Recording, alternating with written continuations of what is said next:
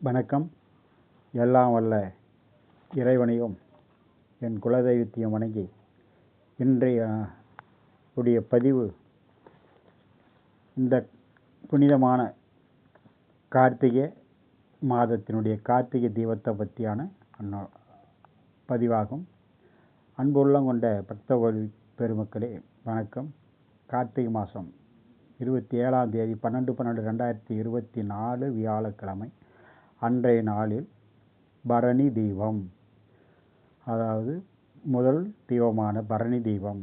அன்றைய துவாதசி மகா லட்சுமியினுடைய உற்பத்தி, சிராத்தி சயன விரதம் இத்தனையும் கூடிய நாள், மிகவும் புனிதமான நாள். மகாலட்சுமி உற்பத்தியான அந்த பரணி தீபத்தை நாம் எல்லோரும் இறைவனை வழிபட்டு நலம் பெறுவோம். அடுத்து நண்பர்களே, கார்த்திகை மாதம் 28ஆம் தேதி 13/12/2024 வெள்ளிக்கிழமை. அன்றைய நாளில் நம்மளாம் எதிர்பார்த்த திருவண்ணாமலை திருக்கார்த்திகை தீபம்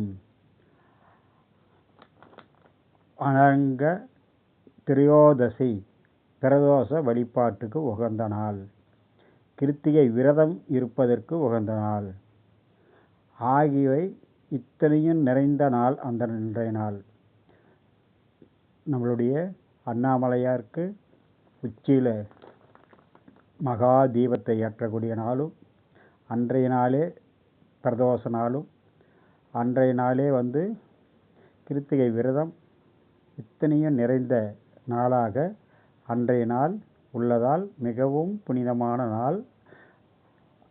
வெள்ளிக்கிழமை, வரும் வெள்ளிக்கிழமை.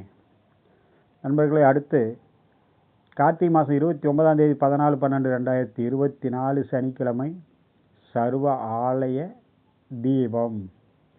எல்லா கோவில்களிலும் அன்றைய நாளில் தீபம், வீடு மற்ற தொழில் செய்ய இடம் அனைத்து இடங்களிலும் தீபம் ஏற்றக்கூடிய புனிதமான நாளாக அன்றைய நாள் உள்ளது. மாலை 4:50 மேல் பௌர்ணமியும் ஆரம்பிக்கிறது. பௌர்ணமி பூஜையும் செய்யக்கூடிய நாள். கோயிலில் கிரிவலம் போகிறவங்களுக்கும் சிறப்பான நாள்.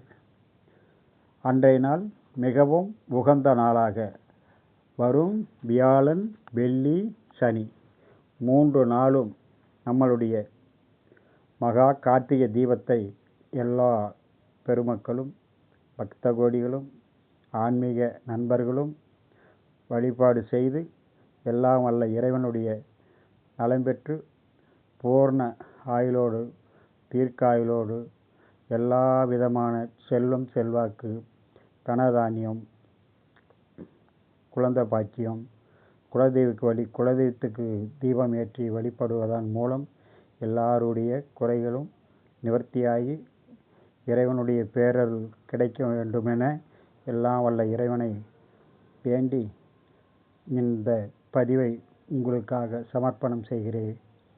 வணக்கம்.